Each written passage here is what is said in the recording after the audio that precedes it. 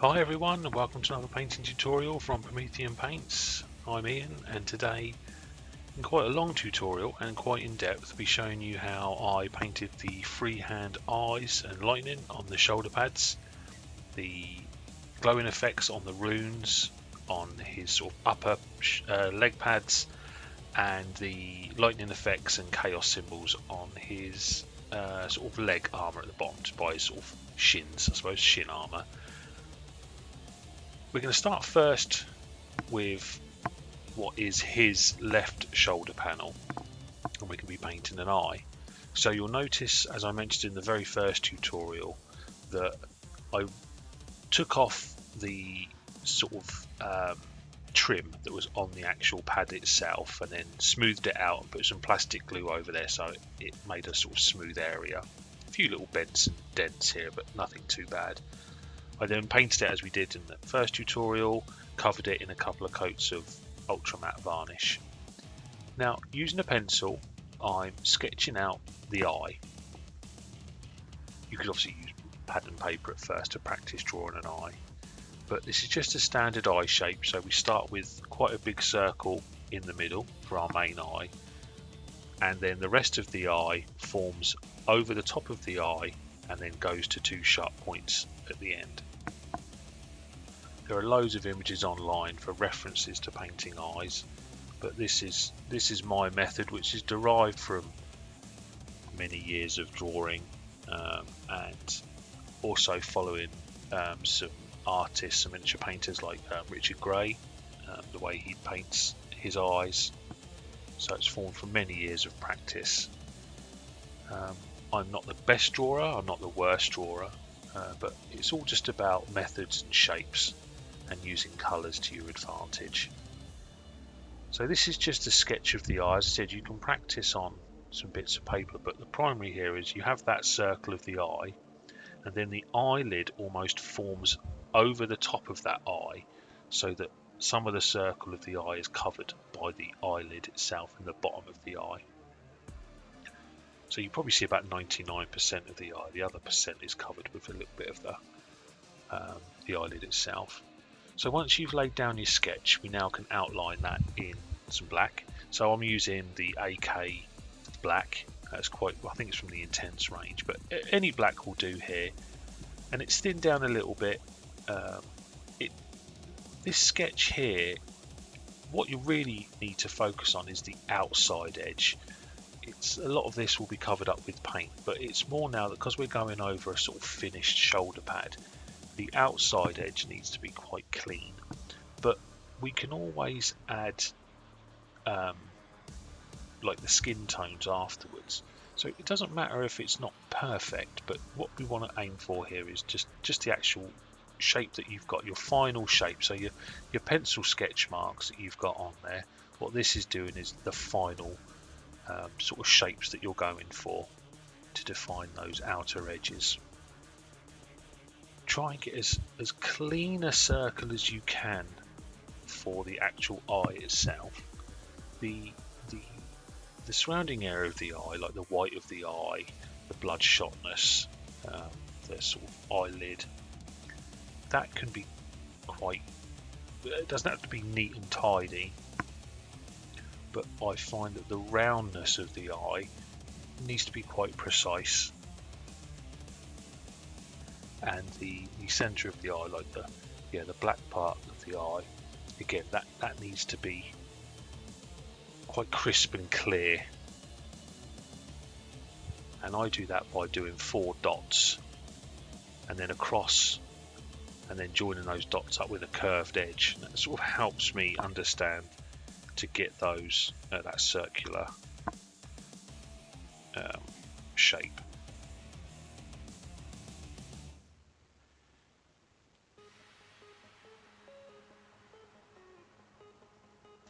So really, to sell that this is a real eye, it's about subtle shapes and the reflections, like the white that you can see on the finished part, and the intensity of the black as well. I often find helps sell this as well. So the pupil there nice jet black when it has the white highlight. And I think it's the iris. We have slight curved shapes in there, but the curved shapes need to derive from a straight line. It sounds quite bizarre, but I'll explain it when I show you how I do it, with the straight lines that then become curves to give the effect that the iris have. And then it's adding depth and shape to the white of the eye. So what we're trying to do is to give the idea of a curvature to the iris, and then a curvature to the white of the eye as well, and then some reflections. We're using pure white to show that it's wet, there's a dampness there. I say this first part is just getting those black lines for the sketch.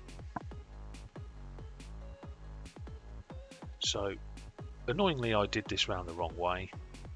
It's been a while since I painted an eye.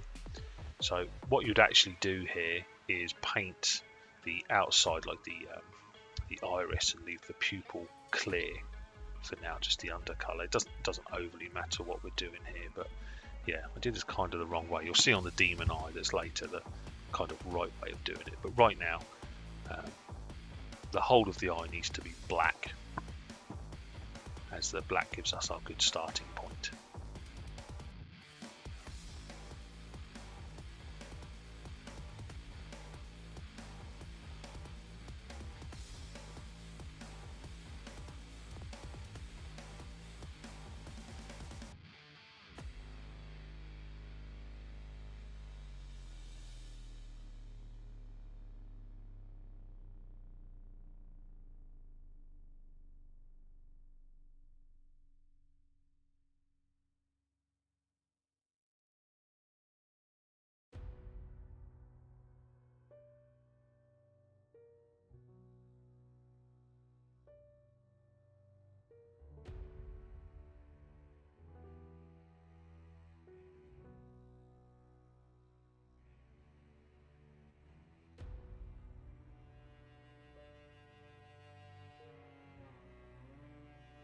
So using some off-white, I'm using AK Deck Tan.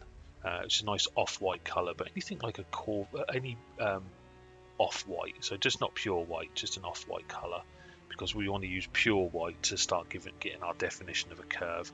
Now this Deck Tan is a nice base coat colour, so the white of the eye now I paint with the Deck Tan.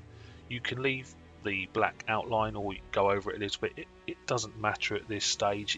It's nice to try and leave a little bit of that black outline because it helps define our shadow a little bit later. The black is our darkest colour and can often be used as our deepest shadow colour, so leaving a little bit of that black there isn't too bad, and you may need a couple of coats with this Deck Tan. So in terms of paintbrush, I'm not using anything really special here. I'm using Kolinsky Sable brushes. These are the Raphael series 8404. Generally use a size 1 or a size 0. I find that the too small, the double 0 brush is a little bit too thin. It doesn't hold much paint. Sometimes for freehand it's nice to be able to hold a bit of paint on your brush. So a size 1 or a size 0. This is all about having a steady hand, bracing it. So as you can see there, I've got my hands, both of them are on the worktop. The right hand holding the shoulder pad quite tight, and then bracing my two hands together. I did initially have this on like a little bit of sprue onto a base, but it wasn't holding very well on one of the holders. It's easier to hold it in my hand.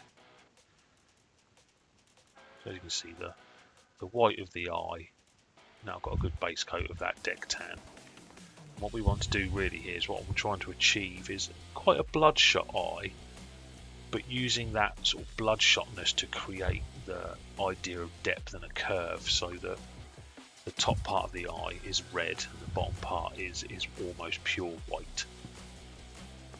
So there's a lot of use of the brush here and the brush stroke to define shapes, to trick our eyes that there is that this is 3D.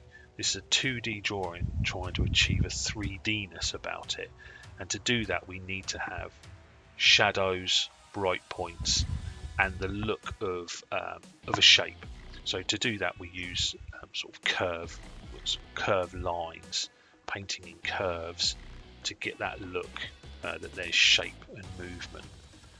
So it's not all about painting straight up and down, left and right, but it's following the shape that you expect to see, like using the brush around the shapes. So working downwards but in a nice arc to give the idea that there's shape to the white of the eye. It does take practice.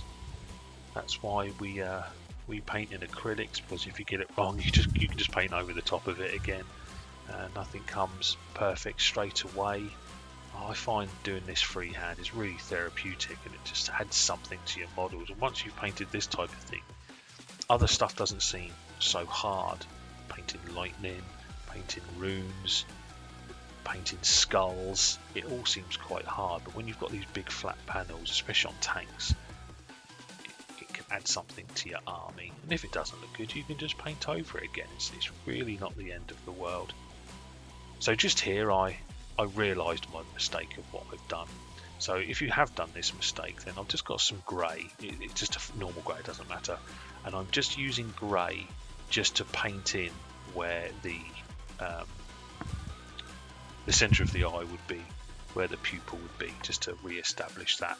Because the next part, when we'll be painting in the lines of the iris itself, we need to have two reference points, which is the pupil and the outside of the eye itself, the eyeball.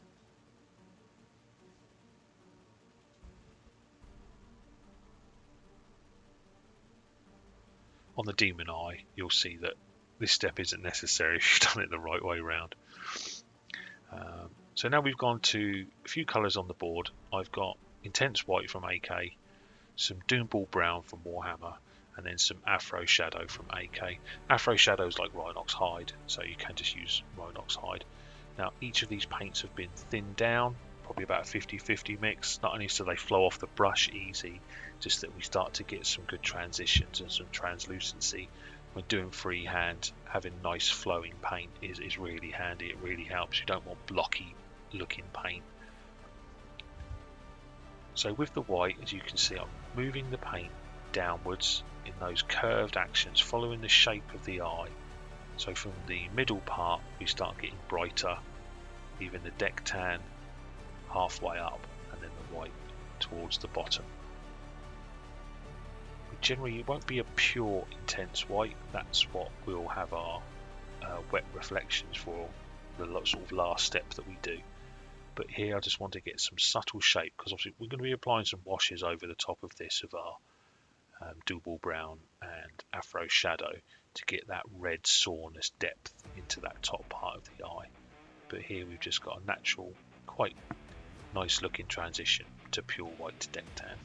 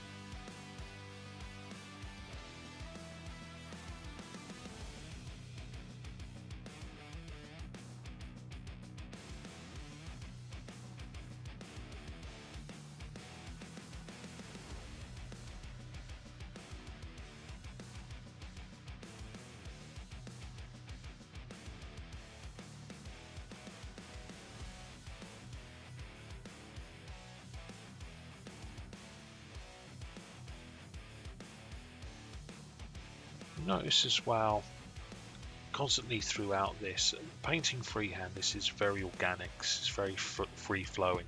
You'll have an idea of what you want to do, but like painting a normal model, it can ebb and flow about when you do things. But what I'm sort of doing here is I generally don't like black as the darkest colour.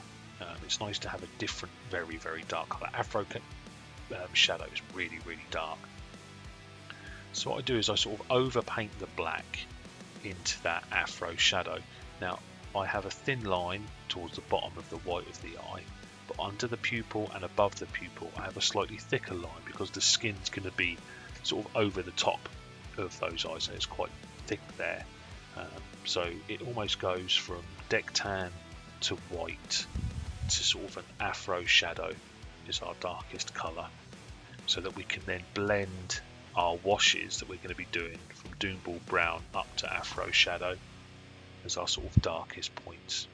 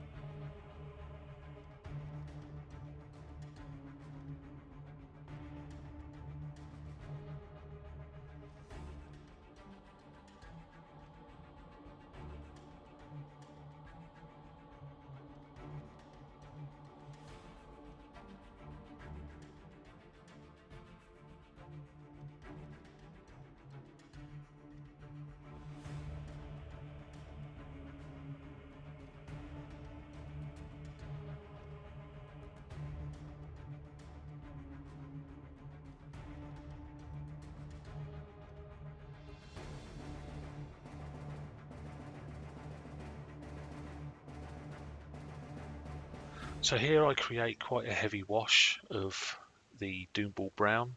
It's quite a strong colour, so it's many drops of paint, drops of water to paint, hardly any paint on the brush.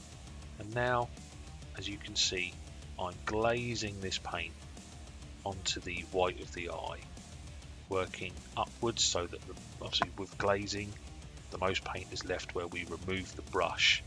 So you glaze, if you're trying to get darker, you glaze towards your shadow. If you want to get brighter, you glaze towards your highlight, away from the shadow. So here I'm painting upwards towards that dark line that we've painted. Glazing, paint dries very quickly, and it's just a matter of glazing in smaller and smaller sections so you get more intense colour to where you want to put it. I just work in those shapes, so I'm not doing straight lines here, I'm working in subtle curves, giving that subtle impression that the white of the eye has a curve to it, sort of curving up into the top of the eyelid.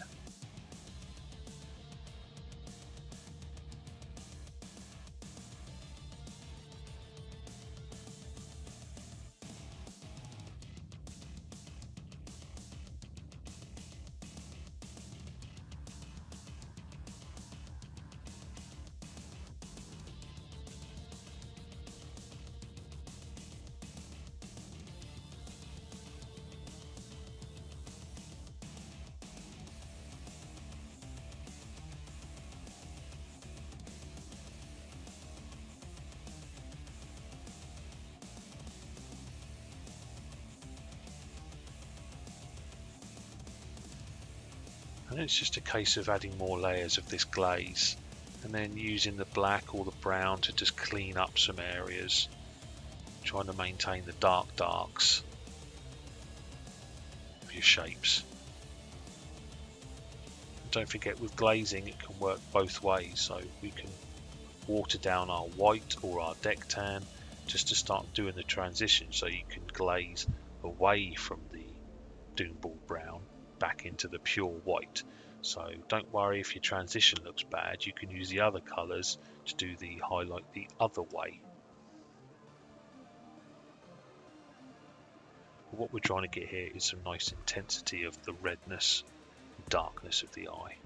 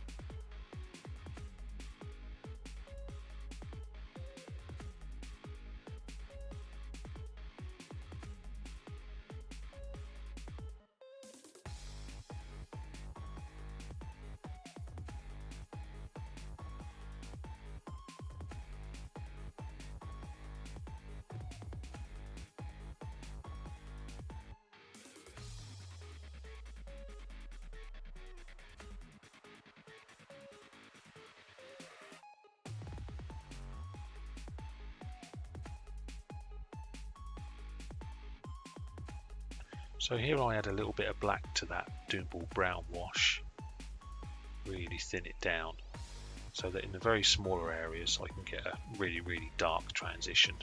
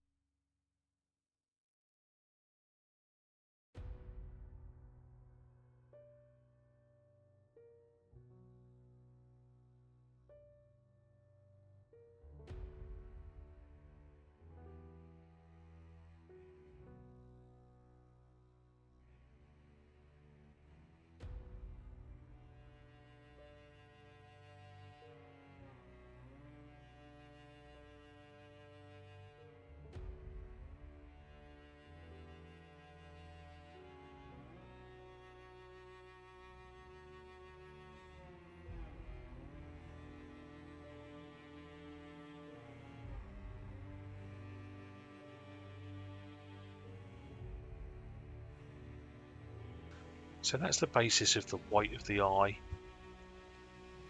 We've still got our nice shapes going on.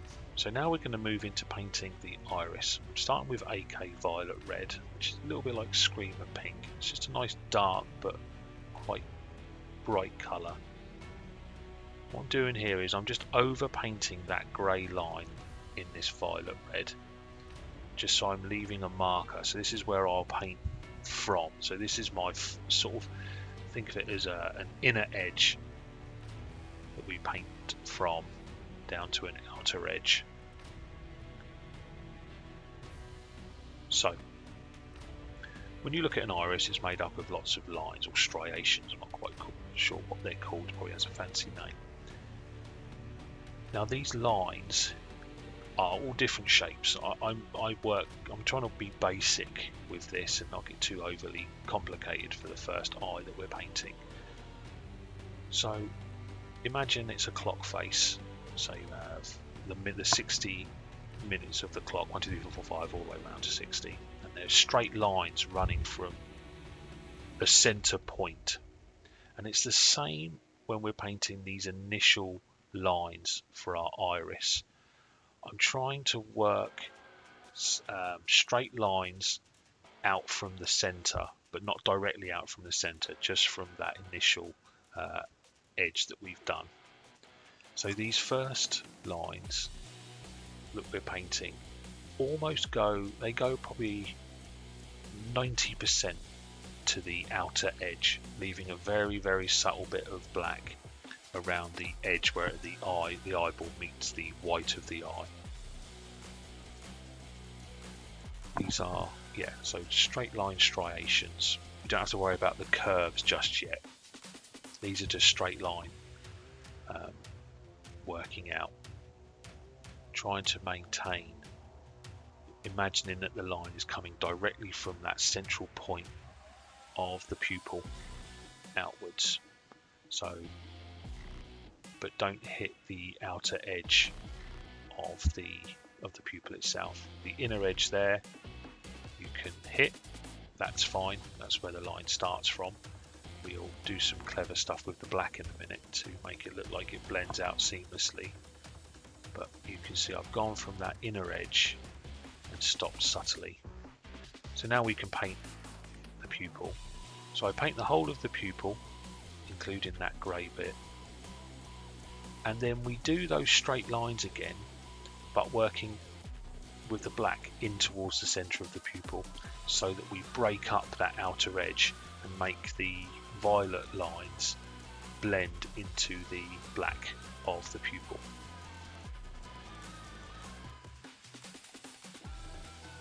So that just breaks up that subtle edge and helps blend the two. It doesn't take very many to just get rid of that sort of inner rim that we've got. We don't want an inner line around the pupil from the iris. We want to sort of a staggered sort of outline so the two blend in.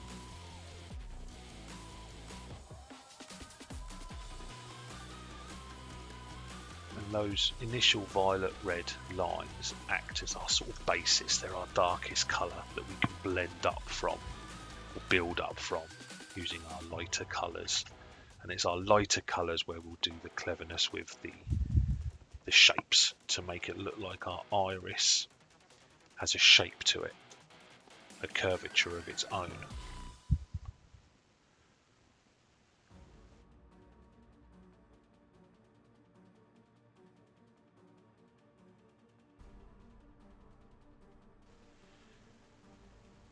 So once you've completed that little transition, what I'm going to do now is I'm just going to move over to how we did the other eye as well, the demon eye, because it uses a few more colours and is a bit clearer. Plus, sadly, rather annoyingly, the painting of the rest of this eye was corrupt. There was a nasty mark on the video file which I couldn't get rid of. So just moving across to the demon eye, it's done in exactly really the same way. I've just moved where the pupil is a little bit more to the right hand side. Instead of a round pupil, I've got a sort of an oval shape, look a bit more demony. So for the green, I'll use a dark green, a bright green, and a sort of mid-tony green. So once again, as you can see there as well, the pupil is still the blue in the centre. I'm just going to be painting my straight lines of the violet red, working them outwards. Now what I wanted with this eye, unlike the other eye, was that I wanted some parts to be green, some parts to be that violet red colour, where we've got the transition from a sort of non-demony type eye to a demony eye, even though the colours are quite demonic anyway. But that sort of natural, I say natural, the colour that I'm using for like the lightning, that pink magenta colour, is the sort of natural colour of the eye, and the green is the demon engine slowly taking over. So this eye uses both colours, but the same principles can be used on the other eye as well. So the violet red is used as our darker green colour, and the medium olive colour is used as our darkest green colour. So what I'm doing here is doing those straight lines again, working outwards from the pupil to the outer edge of the iris, but leaving a tiny gap on the outer edge of pure black. And I do that in both the violet red and the olive green.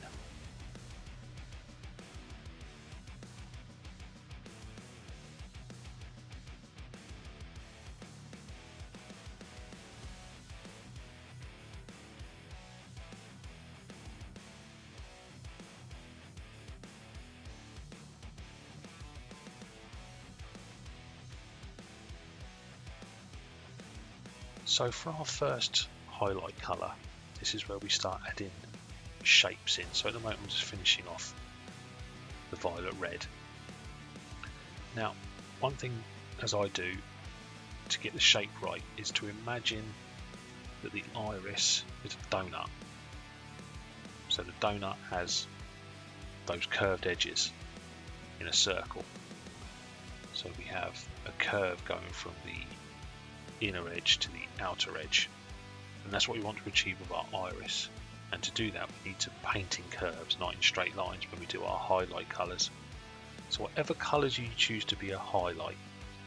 So for me, I go from violet red to AK magenta to AK intense pink. For the green, I go from that olive green to AK deep green. And then I use a bit of white and then a bit of fluorescent colour, but you could use an even brighter green like a moot green from Warhammer. So to get these shapes, we use our small brush. I'm using a size 0 brush here. Wet the paint down a little bit, and this is where you start to add your subtle curves in. So instead of drawing those straight lines, you draw curves that go in a sort of arc shape from the pupil. So small arcs that go over and down. Remembering just to do a little bit from the pupil, but not touching the outer edge of the iris. So there's always that black line around the outer edge of the iris. And using those darker colour lines that you've painted as a guide is how you then paint your outer curved edges. Very, very thin lines working outwards. Takes a lot of practice to get this right. And you just do little arcs, imagining that you're looking at a donut and you're painting the arcs of a donut outlining that shape. It doesn't have to be many, but enough that you get the idea that it gives a curve, that when you look back at it, you've got those arcs looking like curves. So for this eye, I use the magenta as the highlight for the violet red and the deep green as the highlight for the green, and do little lines here and there of both colours just to show that the two are blending. On the other eye, it was just using the magenta and the intense pink to give that look of the shape. When you're doing those lines, those arcs, you can have little shapes within them as well, almost like tiny little bits of lightning, little shapes, just to give a bit more natural look. When you look at pictures of the eye, there's lots of tiny shapes in there, but that takes a bit of practice to do. But for now, for your first one, you can just work off the premise, just adding in those curves to give the idea that that's a donut shaped in the middle. And then, much like when we do a highlight, it's less is more. So when you're adding your brighter colours, not too many, but enough to give that shape and the look that there's a brightness there.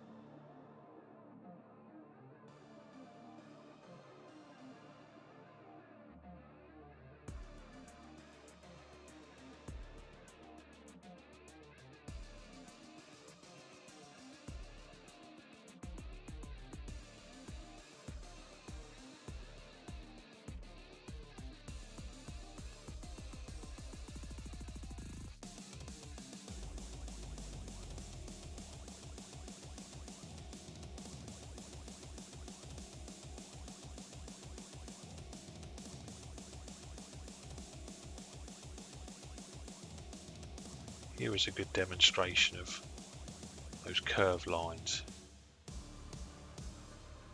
down and up and over. Very, very subtle. They're almost straight, but there is a slight curvedness to them.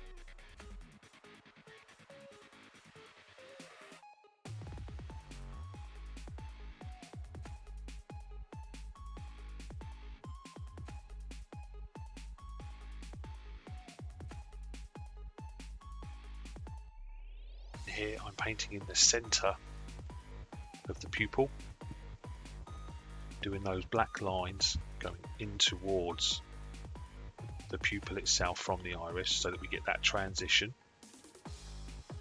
Then painting that solid core black with those little lines helping blend the two together. You can either do the same on that outer edge of the iris if you've gone over it a little bit, just by painting in a bit of black there, just to help blend the two out so that you have solid core of black and that outer edge of black to give the impression that eye is like the shape of a donut. The iris is just like the shape of a donut.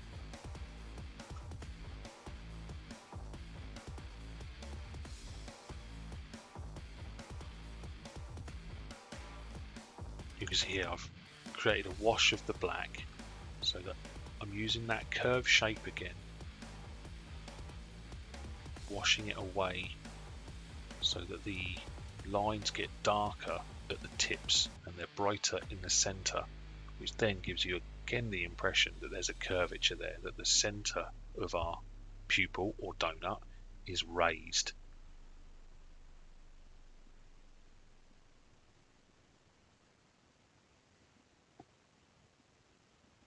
Very, very subtle how to do it, and it takes a bit of practice, but eventually when you crack it, it all becomes clear. So here I'm just using another, getting more intense with the whiteness, the bright colors to achieve our end result of a nice rich demonic looking green.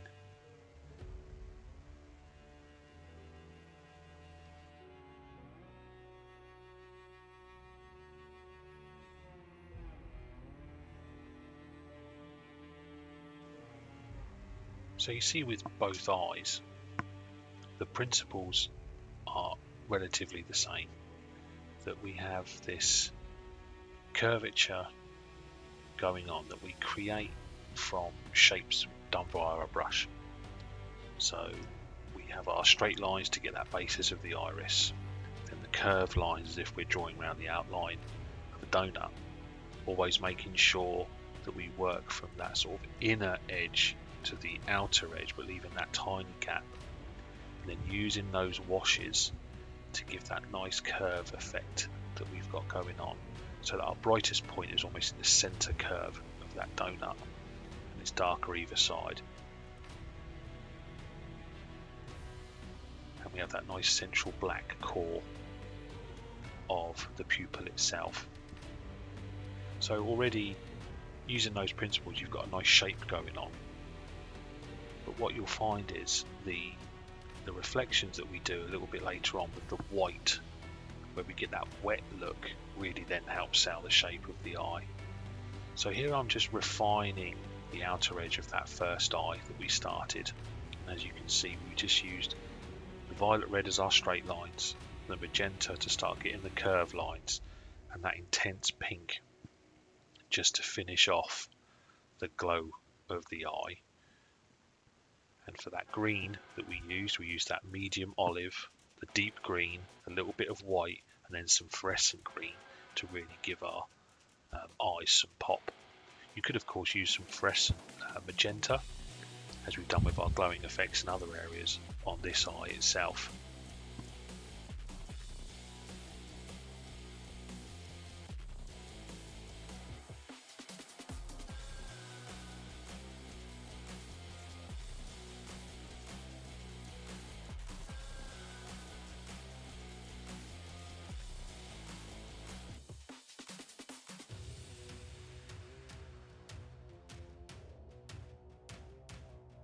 Okay, next stage is to add that, what gives it that wet look and the reflections, sort of whiteness. So I'm using AK Intense White, and so for this, the light is coming in from that top right angle, so I want to do a couple of circles, one towards the outer edge of the eye. This is the largest of our circles, and then I do a smaller one just inside the pupil, and then a tiny dot just off center of the pupil, but just following a direct line downwards, almost a straight line down, as if the sunshine is just glinting on the top part and just catching. So that's our first light reflections. To get the idea of a curvature, this is the scary part, but it works, is the top edge of the eye, just before it catches where you're going to be painting the eyelid. Paint a curved line following the curvature of the eye that we've already got, and then just paint some rough shapes around from that line that you've just drawn, so that you get an arc following the contour of the eye, with just some odd shapes pulling downwards into the iris to give the idea of some shape and some light bouncing around. The final reflection would be in the bottom half of the eye, opposite to where those sort of light points are. So we've gone top right, so I'll be going bottom left, and this is to give the impression that there's some wetness at the bottom of the eye, and there's a little bit of light reflecting. So I just follow the line at the bottom of the eye, and then just follow the curve of the eye itself, the pure white, adding in some little shapes just to give some texture. And you'll be surprised how effective these reflection points are in selling that we've painted a 3D object in 2 dimensions. It really is one of the final points of painting these eyes. It's quite a scary stage, but it looks scary when you're doing it. First time I did it, I was petrified of making the mistake, but it does work.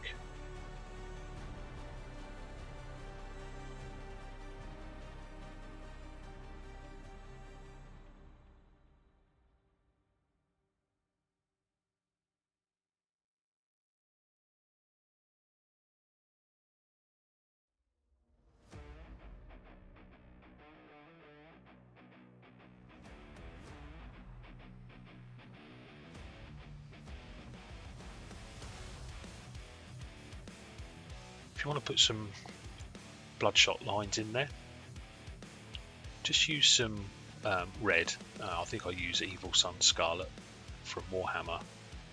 Thin it down a little bit so it runs a little bit like an ink, runs nicely off the brush. And then very, very thin, just draw what really are like little lightning bolts, really, little lightning streaks. I blend some just first of all like a wash into the very corners of the eye so that it's got a little bit of a hint of red, and then I just draw some squiggly lines around the white of the eye just to give the impression that there's some bloodshot veins in there.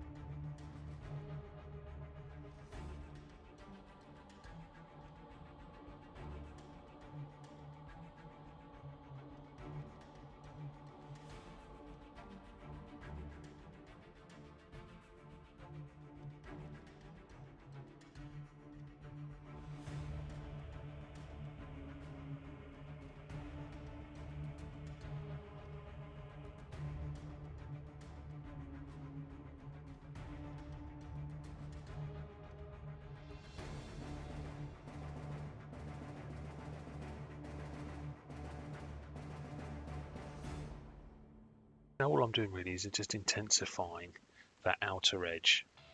So I want to paint in some skin for the bottom of the eye and the eyelid itself. So I'm just thickening up those edges, knowing that inside of those edges I'll be putting in some skin tones.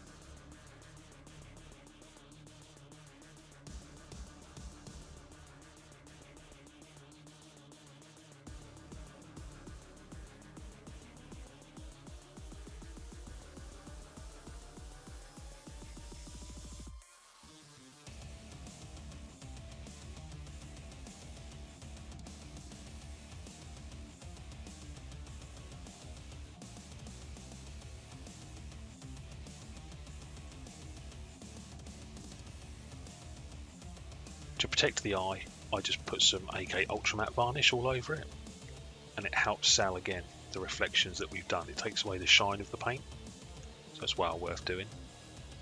I use some Cadian Fleshtone now, and I apply this within the black lines that we've just done, so those are quite fat outer edges that we've painted.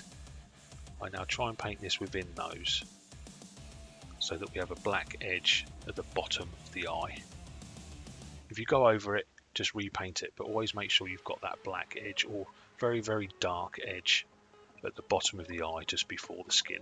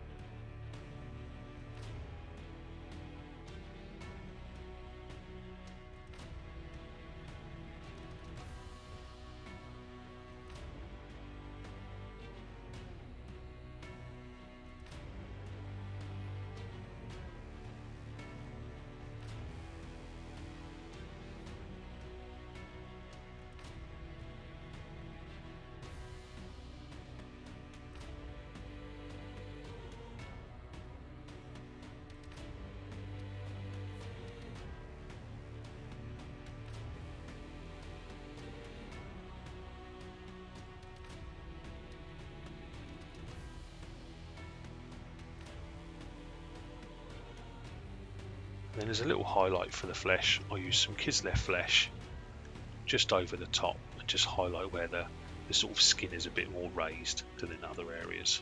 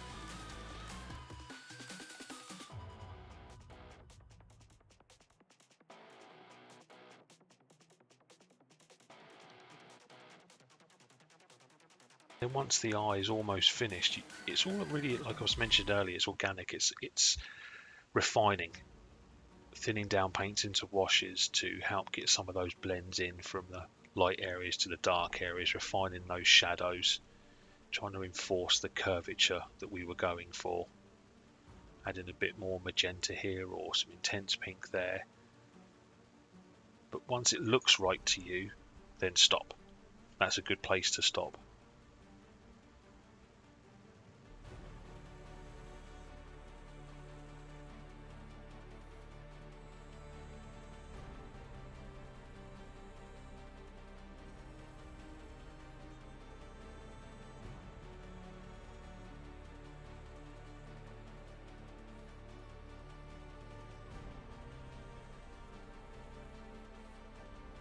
So to help blend it in, I'm going to show you quickly how I do my lightning.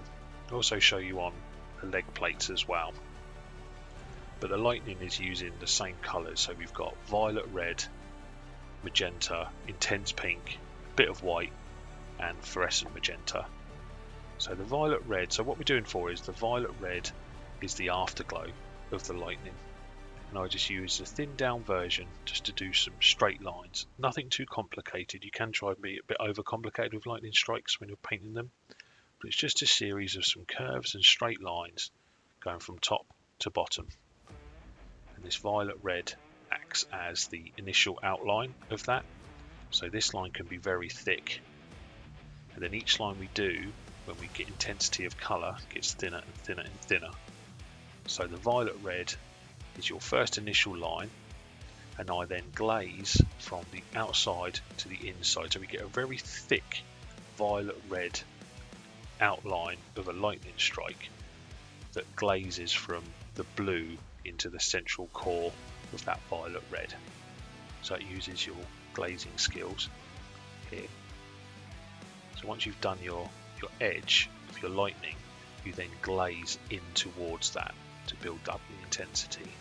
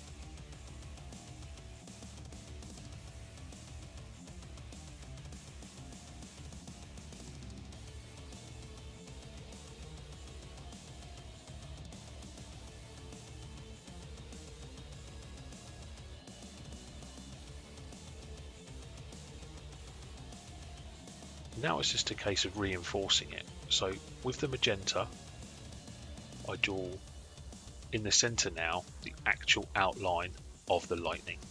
So it's going to be quite a thick line, it doesn't have to be too thin, but this is the sort of core of the lightning bolt.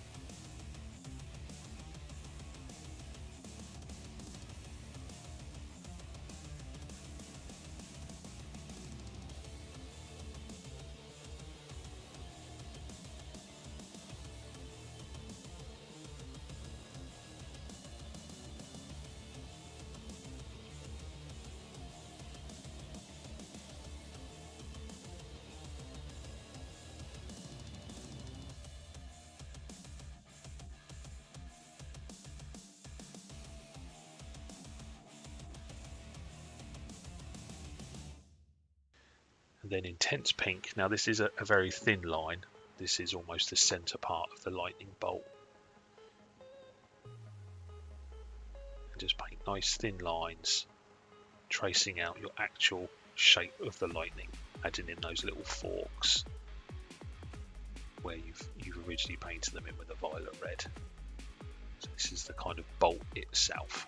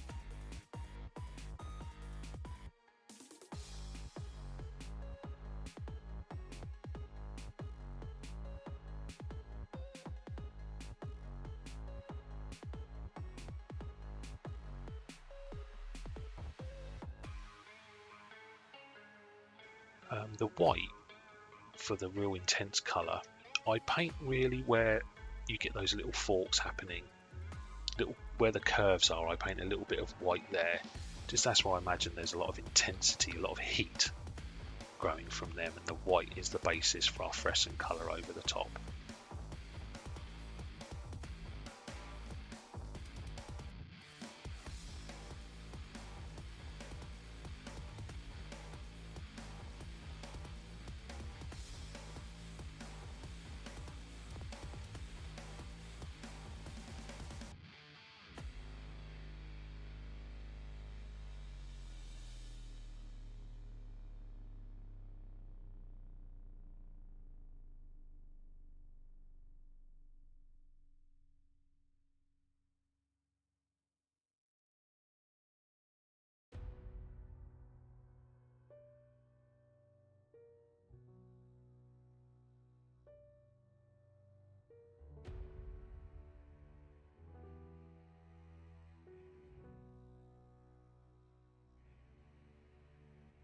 Then we use some AK fluorescent magenta and just paint it over the white and a little bit over the surrounding area.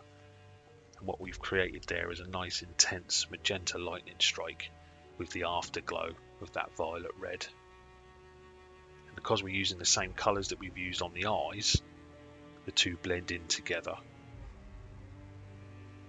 And I just follow those same principles on the demon eye on the other shoulder pad.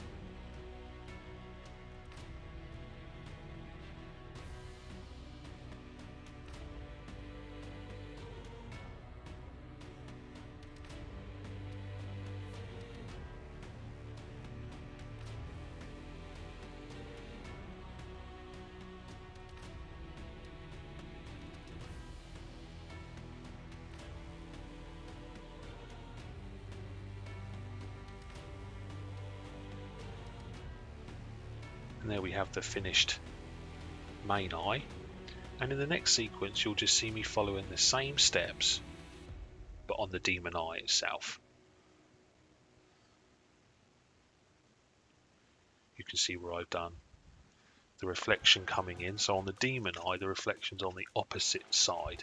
So just remember that where you have those dot reflections on the pupil and the iris, at the bottom of the eye, you follow that line.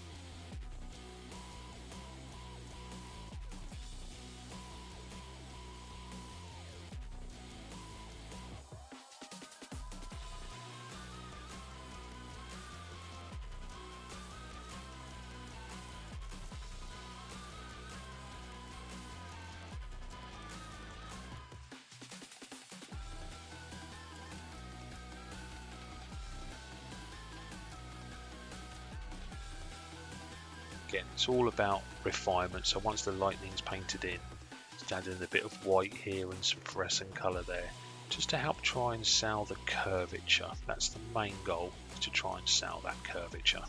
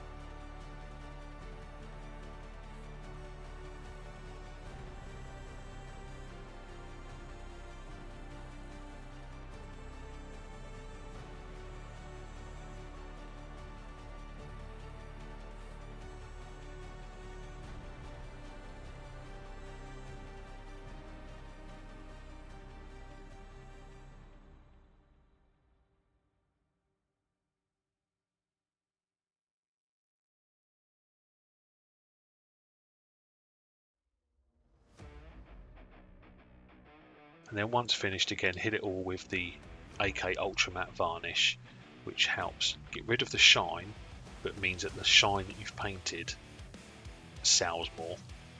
The whole item becomes flat, but the 3D effects that we've painted with the curves and the reflections sell more than you, so the shine from the paint is removed.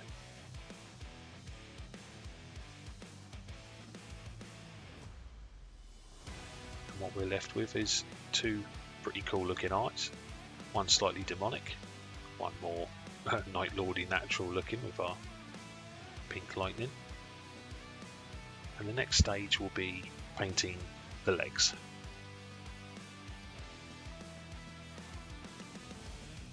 So for the legs, I'm going to show you a little trick. What I've done is I've applied some transfers onto the shins. They were transfers, I think they were from the Night Box, I can't remember, but they're runes. So I've applied them using normal water and then going over the top of them with some ultra matte varnish just to help them blend in and make them look like they've been painted on. Once it's all dry, I then use the airbrush, some Liquitex White Ink in there, just do a couple of fine sprays over the top.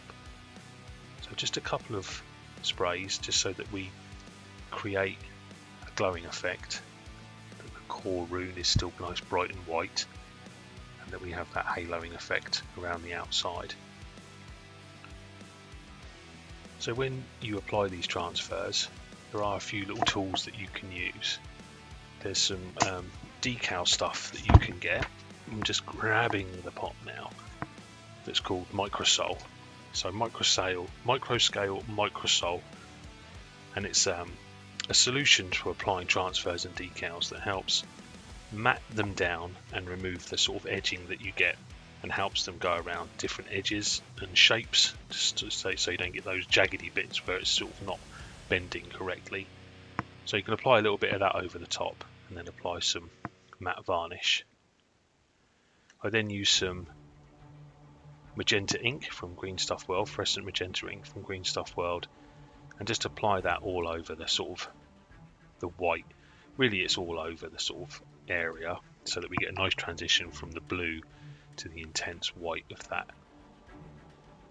transfer that we've applied. So you can see that freehand can sometimes be falsified by transfers, and we'll do another bit of this again a little bit later on the bottom parts of the legs with the chaos runes. So if you're not very good at drawing shapes or freehand itself, but you want to have different colors than what's provided via the transfers, applying the transfers and using some matte varnish over the top and then painting over the top of them is a really good way of getting some practice in and making them look a bit different. So once you finish with the airbrush, just get some intense white, and I just now carefully paint over the rune again with the white. It doesn't have to be all the rune, but just the simple outline of it again, just so we get that intensity back of the pure white, so that we can go over it again with another colour to really make it bright.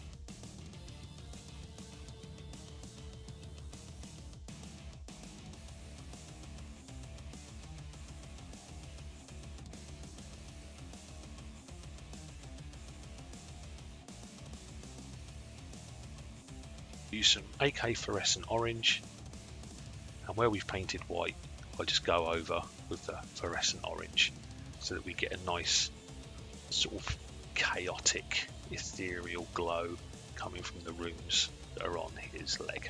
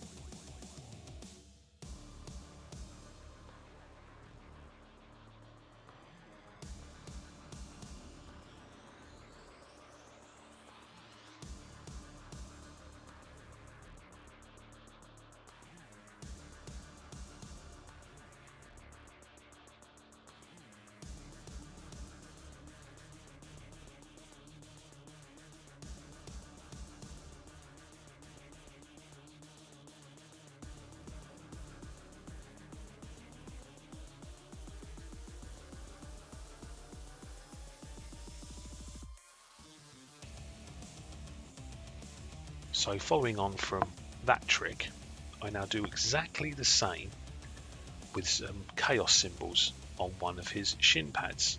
So I've applied them using the microscale microsol stuff set in solution, and then gone over it with a couple of coats of ultra matte varnish. And so even at this stage, it looks like it's painted on. So there's the microsol stuff. And what that does is it removes that horrible outer edge that you get on the transfers, and it helps set the transfers on awkward shapes. So it sort of almost semi-melts the transfer and makes it really pliable. So a little bit like we did for the lightning, but all I'm doing here is I'm just colouring in. That's all that's happening. I'm just colouring in the shape. So I start off with violet red, painting the whole of the symbol violet red. I then paint the inner core of that symbol with magenta. I then do a thin line of the intense pink, and then add some subtle dots of white and then some fluorescent magenta as the main highlight, exactly like we painted the lightning, but we're just doing that within the transfer of that chaos symbol. Again, a really neat little trick to get what looks like freehand done very quickly using the transfers that are supplied.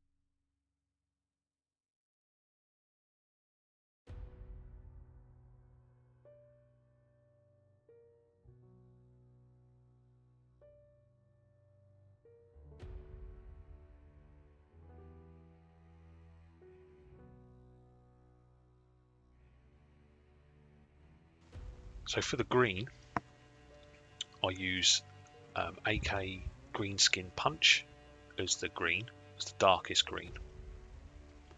Then some deep green, then some white, and then some fluorescent green. Exactly the same principle, so that we get a nice green glowing symbol and magenta glowing symbol. And shh, don't tell anybody.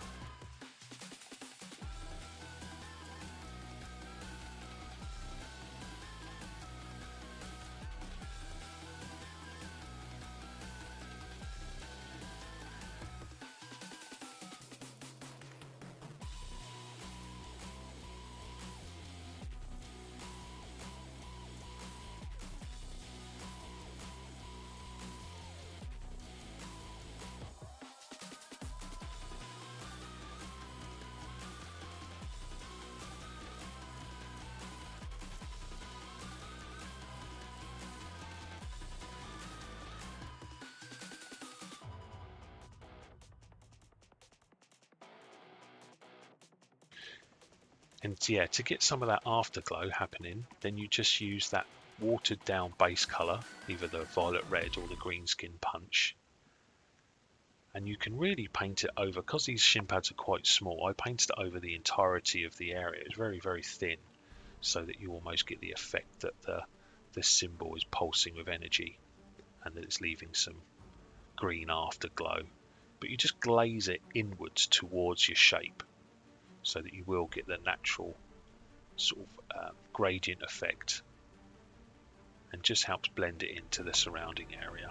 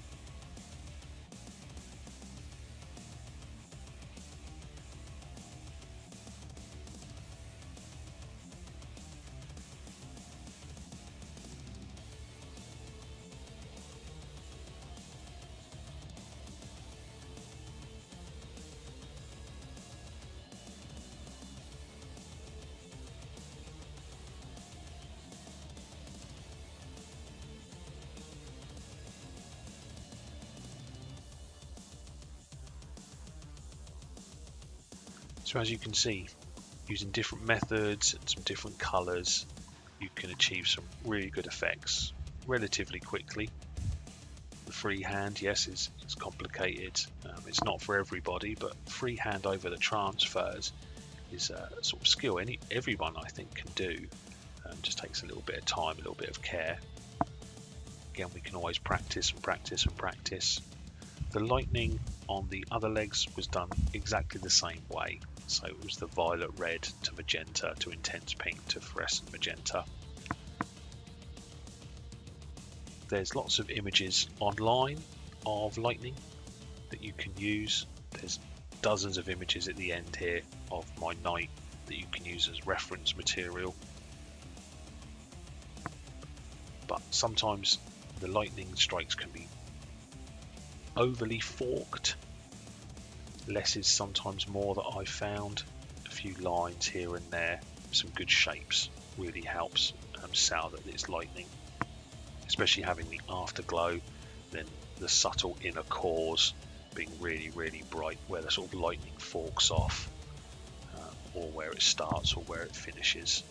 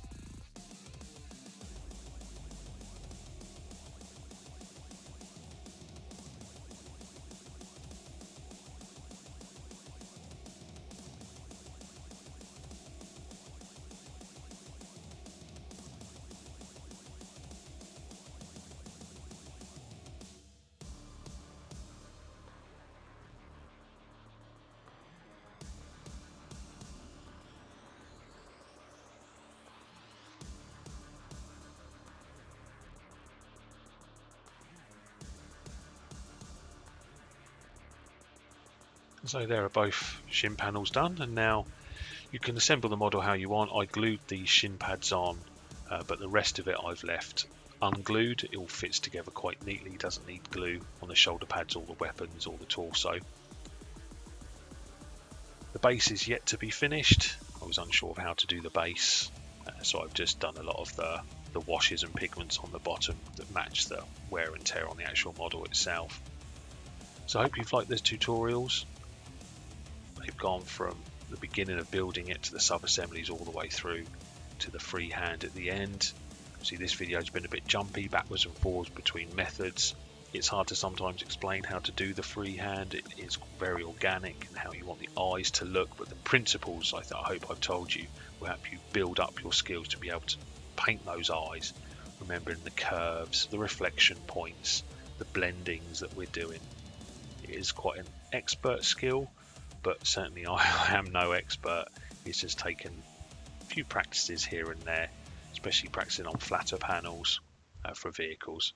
So like, comment and subscribe. I'll probably do some more of these freehand tutorials as we move along. Let me know how you've gotten on, and yeah, happy painting, my fellow painters.